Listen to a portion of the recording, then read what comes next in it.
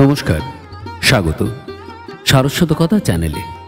আজ আমরা জানব রাখি পূর্ণিমার সেই পৌরাণিক ও ইতিহাস ভিত্তিক কাহিনীগুলি, যেগুলি শুধু একটা সুতো নয়, বরং ভ্রাতৃত্ব, প্রেম আর প্রতিশ্রুতির অদৃশ্য বন্ধনে আমাদের বেঁধে রাখে। তাহলে চলুন ডুব দিই রাখি পূর্ণিমার আদি উৎসবে। রাখি পূর্ণিমা এক সুন্দর অনুভূতির উৎসব, ভ্রাতৃত্ব, সুরক্ষা আর ভালোবাসার এক অনন্য প্রতীক। হিন্দু ধর্মে এই দিনটির রয়েছে বহু প্রাচীন এবং গভীর পৌরাণিক ব্যাখ্যা।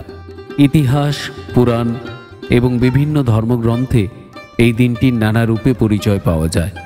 আজ আমরা জানব রাখি পূর্ণিমার সেই ঐতিহাসিক ও পৌরাণিক দিকগুলি, যা আমাদের সংস্কৃতির শিকড়কে আরও দৃঢ় করে। রাখি পূর্ণিমা প্রতি বছর শ্রাবণ মাসের পূর্ণিমা তিথিতে পালিত হয়। এই দিন বোনেরা ভাইয়ের হাতে রাখি বেঁধে তার মঙ্গল কামনা করে, আর ভাইরা প্রতিজ্ঞা নেয় বোনকে আজীবন রক্ষা করার। কিন্তু এই উৎসব শুধু ভাই বোনের সম্পর্কেই সীমাবদ্ধ নয়। একে কেন্দ্র করে বিভিন্ন যুগে ঘটে যাওয়া নানা ঘটনা এই উৎসবকে দিয়েছে ঐতিহাসিক ও ধর্মীয় ভিত্তি।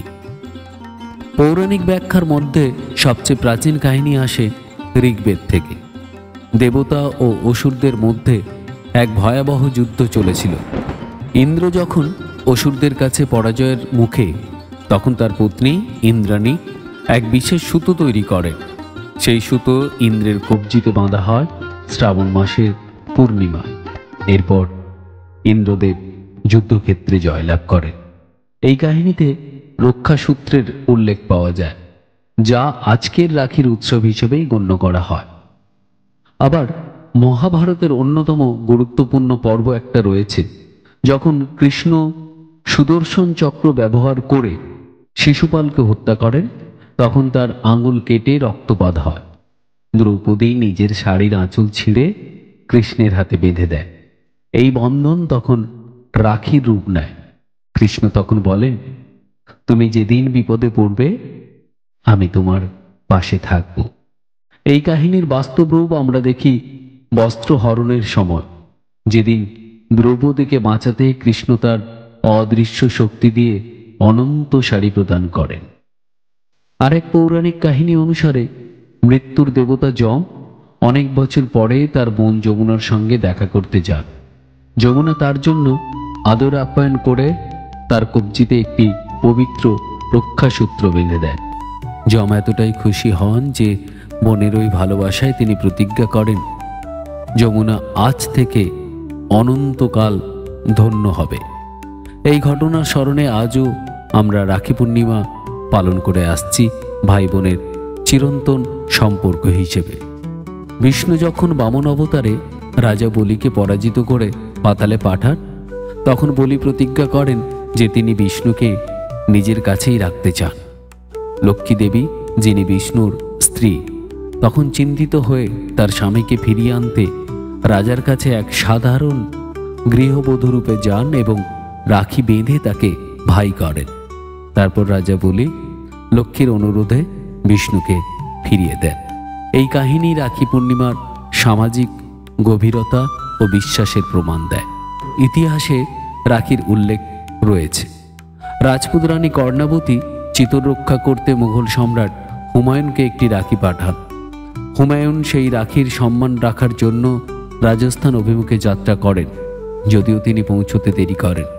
এই কাহিনীর মাধ্যমে রাখির সামাজিক প্রভাব এবং একজন রক্ষাকর্তার গুরুত্ব ফুটে ওঠে।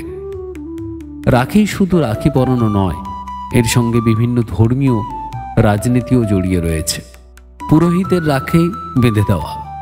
ব্রাহ্মণ সম্প্রদায়ের রাখি পূর্ণিমা উপাকর্ম নামে পরিচিত, যেখানে পুরোহিতরা যজমানদের হাতে রক্ষাসূত্র বেঁধে দেয়। সমুদ্র পুজো, বিশেষত মহারাষ্ট্রে রাখি পূর্ণিমার দিন নারলী পূর্ণিমা হিসেবে পালিত হয়।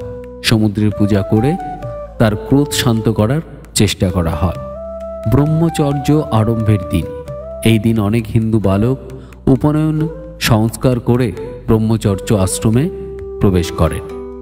দ্রৌপদী ও কৃষ্ণের বন্ধন কিংবা লক্ষ্মী ও বলির কাহিনী, সবখানেই নারীকে রক্ষা করার অঙ্গীকার রয়েছে। এই দিনটি নারীর প্রতি সম্মান, দায়িত্ব এবং ভালোবাসার প্রতীক হিসেবে বিবেচিত হয়। রাখি এক বন্ধনের নাম, জাত ধর্ম বর্ণ নির্বিশেষে এই উৎসব সাম্প্রদায়িক সম্প্রীতির প্রতীক। রাখি পূর্ণিমা আমাদের শিক্ষা দেয়, ভালোবাসা, আস্থা, প্রতিশ্রুতি থাকলে যে কোনো সম্পর্ক অটুট থাকে। শুধু ভাই বোন নয়, যে কোনো সম্পর্কই এই রাখির বন্ধনে জড়ানো যেতে পারে।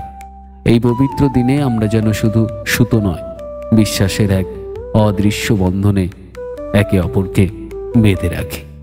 রাখি পূর্ণিমার এই কাহিনীগুলি আমাদের ইতিহাসের অমূল্য সম্পদ। এই ভিডিও ভালো লাগলে লাইক করুন, শেয়ার করুন আপনারা ভাই ও বোনেদের সঙ্গে। আর এমনই বিভিন্ন জানা অজানা কাহিনীর জন্য সাবস্ক্রাইব করুন সারস্বত কথা। সবাইকে রাখি পূর্ণিমার অনেক অনেক শুভেচ্ছা। জয় হিন্দ, জয় সংস্কৃতি।